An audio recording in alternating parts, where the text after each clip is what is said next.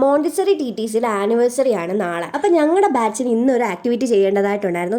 നാളെ നമുക്ക് ക്ലാസ് ഇല്ലാത്തത് കൊണ്ട് അങ്ങനെ ഞങ്ങളെല്ലാവരും അതുണ്ടാക്കുന്ന തിരക്കിലാണ്. ഈ ഇരിക്കുന്ന കുട്ടിയാണ് ഡോക്ടർ മറിയ മോണ്ടിസറി ആയിട്ട് അഭിനയിക്കാൻ പോകുന്നത്.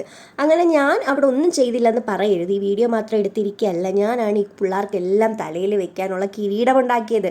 അതിൻ്റെ ഇടയ്ക്ക് നിധിക്കാനൊരു സർപ്രൈസ് കൊടുത്തു, ഈ കിരീടമൊക്കെ ഉണ്ടാക്കിയതിൻ്റെ വേസ്റ്റ്.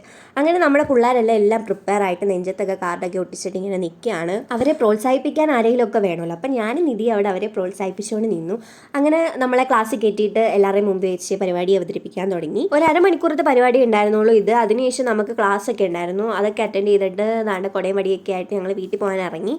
അങ്ങോട്ട് പോകാൻ ഒത്തിരി പേരുണ്ട് കേട്ടോ. പക്ഷേ ഞാൻ തിരിച്ച് ഇങ്ങോട്ട് വരാൻ ആരുമില്ല എൻ്റെ കൂടെ. അങ്ങോട്ട് പോകാൻ പകുതി വരെ പിള്ളേരുള്ളൂ. അതിനുശേഷം ഞാൻ ഒറ്റയ്ക്കാണ് ഗൈസ്. അങ്ങോട്ടും ഇങ്ങോട്ടൊക്കെ വായി നോക്കി നടക്കും. ഓരോ ദിവസവും പല പല വഴിയിലൂടെയാണ് ഞാൻ പോകുന്നത്. പക്ഷേ എത്തിച്ചേരുന്ന ഒരു സ്ഥലത്താണ്.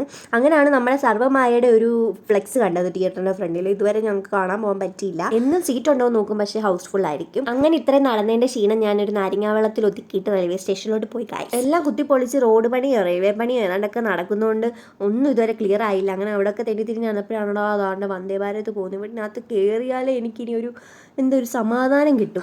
എന്നേലും കയറാൻ പറ്റുമായിരിക്കില്ല. എനിക്ക് ട്രെയിൻ യാത്ര ചെയ്യാൻ ഭയങ്കര ഇഷ്ടമാണ്. അതുകൊണ്ടാണ് ഞാൻ എപ്പോഴും ട്രെയിന് പോകുന്നത്. ബസ് പിന്നെ ഒത്തിരി വലച്ചിലാണ് അങ്ങ് എത്തിച്ചെല്ലാൻ. അപ്പോൾ ഇന്നത്തെ വ്ലോഗ് അത്രയേ ഉള്ളൂ. ബൈ.